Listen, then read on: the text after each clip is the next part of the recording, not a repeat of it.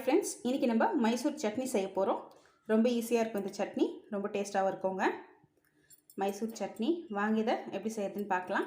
இட்லி தோசைக்கு சேர்த்து சாப்பிட ரொம்ப சூப்பராக இருக்கும். ஒரு பேன் எடுத்துக்கோங்க. இதில் 2 ஸ்பூன் அளவு எண்ணெய், தனியா 2 ஸ்பூன் ஆட் பண்ணிக்கோங்க. தனியா பொரிஞ்சதும் தேவையான அளவு காஞ்ச மிளகாய், உங்கள் காரம் எவ்வளவோ அந்த அளவுக்கு காஞ்ச மிளகாய் ஆட் பண்ணிக்கோங்க. காஞ்ச மிளகாய் செவந்துருச்சு. காஞ்ச மிளகாவும் தனியாகவும் தனியாக எடுத்து வச்சிடலாம்.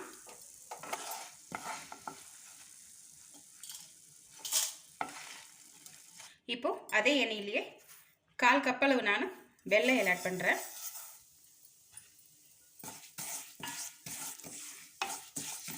எள்ளு நல்லா பொரிஞ்சிருச்சுங்க. இப்போ இது கூட நம்ம கட் பண்ணி வச்சுருக்க ஆனியன் ஆட் பண்ணிக்கலாம். 2 பெரிய ஆனியனா நீட்டாக கட் பண்ணி ஆட் பண்ணிக்கோங்க.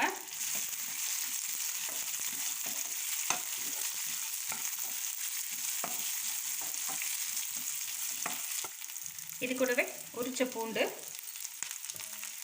5லேருந்து 6 பல்லு பூண்டு ஆட் பண்ணிக்கோங்க. ஒரு சின்ன துண்டு அளவு புளி, ஒரு நிமிஷம் நல்லா வதங்கினா போதுங்க. ஒரு நிமிஷம் ஆயிடுச்சுங்க. ஆனியன் நல்லாவே வதங்கியிருக்கு. கேஸை நம்ம ஆஃப் பண்ணிடலாம். ஆஃப் பண்ணதுக்கப்புறமா 1/2 மூடி தேங்காவை இதில் ஆட் பண்ணிக்கோங்க.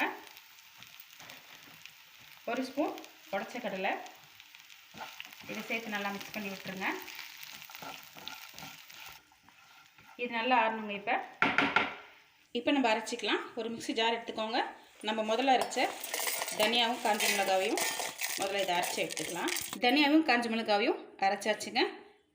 இப்போ நம்ம வெங்காயத்தை ஆட் பண்ணிக்கலாம். வெங்காயம் இல்லைலாம் வெங்காயம் இல்லை நம்ம வதக்கின பொருள் எல்லாத்தையும் ஆட் பண்ணியாச்சு. இப்போ இந்த சட்னிக்கு தேவையான அளவு உப்பு. இப்போ இதை அரைச்சிக்கலாம். தேவைப்பட்டால் கொஞ்சமாக நம்ம தண்ணி சேர்த்து அரைச்சிக்கலாம். சட்னி அரைச்சாச்சுங்க. நல்லா ஃபைன் பேஸ்ட்டாக அரைச்சிக்கோங்க. அவ்வளோதாங்க, நம்மளோட மைசூர் சட்னி சூப்பராக ரெடி ஆகிடுச்சு. இதை ஒரு பவுலில் மாற்றிக்கலாம்.